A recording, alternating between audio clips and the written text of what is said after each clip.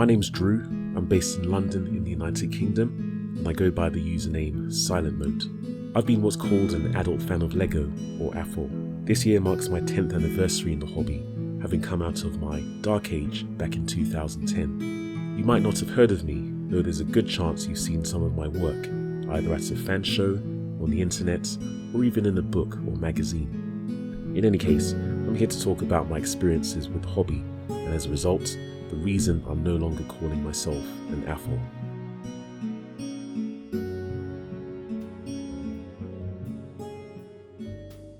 I rediscovered LEGO after a 15-year dark age, which started around the time I was considered too old for system LEGO, as it suggested on the boxes. Add to that, I never had any interest in Technic.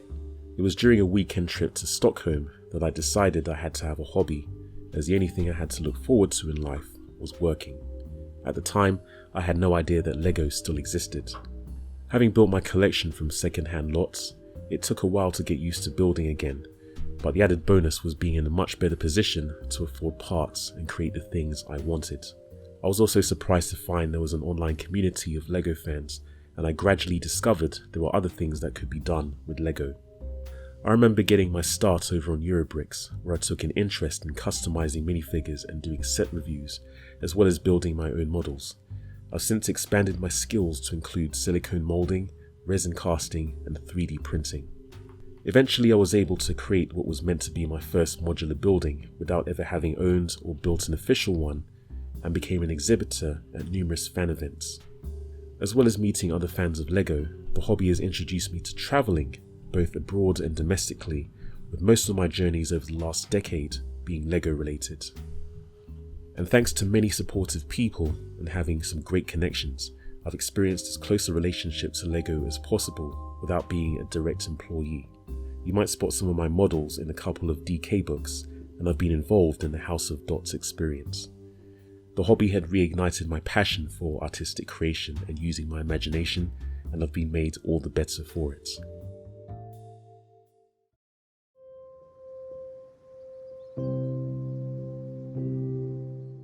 With that said, I've never forgotten the words of an old friend who I'd met during the weekend of my first ever fan event. He warned of the danger that I would only be liked until someone else of the same or similar type came along and the novelty wore off. Deep down I knew it would happen eventually, but I resolved to enjoy the ride until the wheels fell off. And so they did in 2017, as it seemed to become a popular trend within the LEGO community to pretend that I and my creations didn't exist. I don't just mean the infamous Masketeers situation, which was the final nail in the coffin. Even before then, I suspected an underlying sentiment that I had done too much and gone too far. I guess I've always been an ambitious person, and again thanks to some great people within the community, I enjoyed several amazing experiences in a relatively short period. It's probably natural that some would take issue with this. Some people like taking any opportunity to embarrass or shame me in front of others, whether in person or online.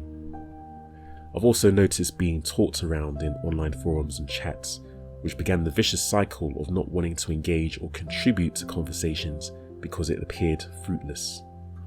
I've also seen how others would gain wide recognition, praise and cross-promotion for their activities, while I've often struggled to gain any acknowledgement for doing virtually the same things. On a personal level, one of the biggest issues I have with the community is the practice of misattribution, people taking ideas that one person developed and claiming someone else did them. Misattribution appears to be accepted and encouraged within LEGO circles, depending on whose idea is being taken. Sometime this year, and I'm not going to mention any names, I witnessed it in person, someone announcing to other people in the group that one of their mates had created an idea that actually came from someone else. While I've seen people jumping to others' defense, for example with the Ghostbusters HQ, when it happens to me, apparently it's funny. Should have trademarked it, and I like your brickheads are two actual responses I've had. I take serious issue with this because in the worst cases, it's prevented me from making a living. It's also a very nasty scheme to make sure that I, and anyone else this has happened to, never gets discovered. And because it's apparently funny to those taking part, there are now very few foals I even respect.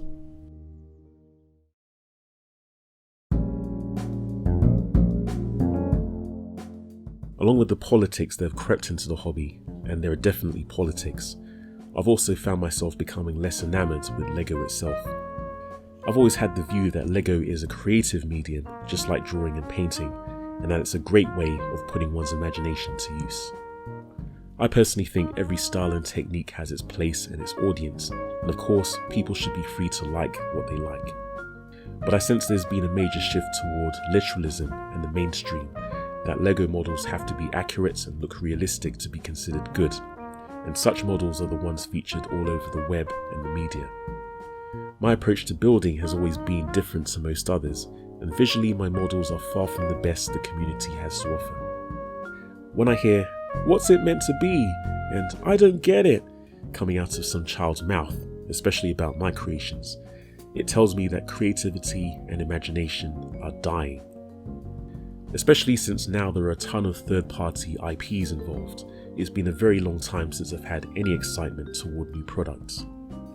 I've been to a LEGO retail store at least 3 times since the first quarantine, and each time I felt nothing, nor had any motivation to build.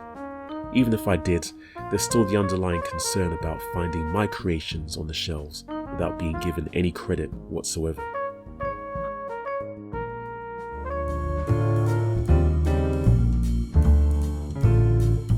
The last 3 years have literally been spent fighting for my existence, and despite trying everything I could, up to now it's been a losing battle.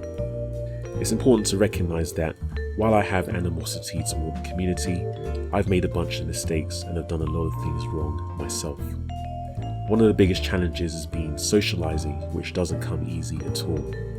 For various reasons, I'm not a social person, and it takes a lot of energy trying to engage with others. Oftentimes, it doesn't work in my favour. Conversely, I've also been very strongly driven by gaining recognition and even fame, both inside and out of the hobby. Since obtaining them through social proofing wasn't going to happen, I've attempted to do it through my work and my creations. That made it all the harder to accept that perhaps my work and my creations weren't as good as I thought, or that they just don't appeal to a large enough audience if they appeal to anyone at all.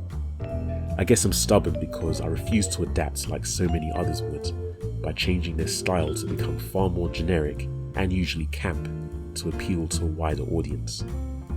With everything that's happened this year, and it's been a really tough year, I realised I had a decision to make, and similarly to the famous chef Marco Pierre White, it boiled down to 3 choices.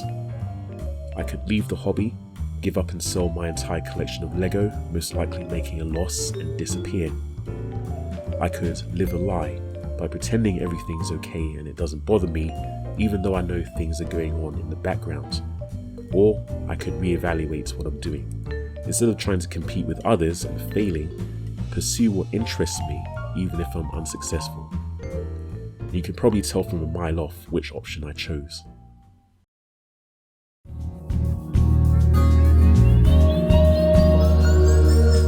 While I have issues with at least some people in the LEGO community and their practices, I know there are plenty of people who don't have a problem at all. In my view, being an AFOL means siding with these practices.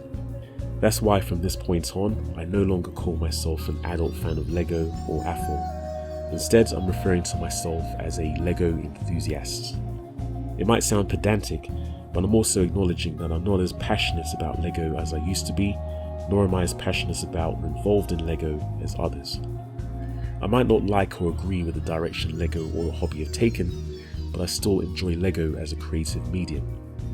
I've also taken a lot of inspiration for my work from LEGO Elements, especially with my long-standing fascination with minifigures. Hence why I'll use the term enthusiast as opposed to being a fan. While it's cool to call myself indie, and I've toyed with the idea of being independent, one can't really be unless they're willing to give up the benefits of being part of a group. Even now I have benefited from others' help and support, and I owe a lot of my successes and experiences within the hobby to them. With that said, it would do me a world of good to be a lot less dependent and reliant on others. To paraphrase the words of battle rapper Calico, being part of a crew is the best way to be under someone else. I'm not looking to be number one, and there's nothing wrong with being under other people, as long as you're not being buried in the process. With the old incarnation of the Silent Mode TV website, and even with some of my older projects, I made the mistake of emulating what was considered popular to gain notoriety. My weekend build videos this year were a great example of such attempts backfiring, with some of those videos having single-digit views even after a few months. The problem was trying to appease and attract an audience that couldn't care less, who had already decided who their favourite YouTubers and AFOL celebrities were. If instead I focus on doing things I'm interested in, provided I'm not being shadow banned, anyone interested in my content will eventually discover me, whether on YouTube, through Silent Mode TV, or other places where I can showcase my work. I still have to accept that my work isn't for everybody, and it's so easy to get caught up with views and subscribers as a measure of success. Yes, I would like thousands of subscribers, and for my videos to reach 10k views in an hour. What's important right now is actually building an audience, ideally one intelligent enough not to have to be badgered to like, comment and subscribe. At the same time, those who choose to ignore me and not get it, in the words of MC Hammer, can go and play well.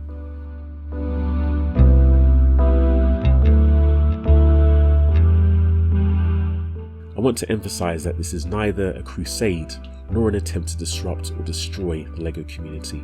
This is a decision based on what has happened to me personally.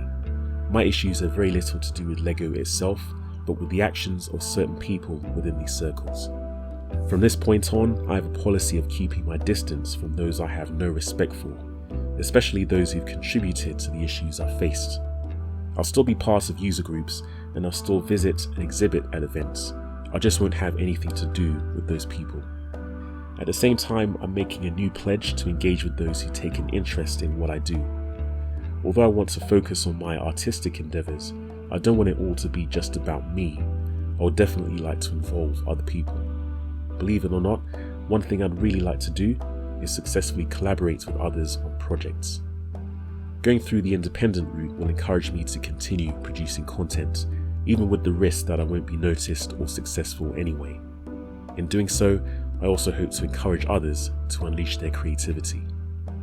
Funnily enough, the conclusion of this post can be summed up in the words of a veteran AFOL who once took me under their wing: be magnificent. In other words, now more than ever, it's time to really embrace my own tagline and motto: do your thing.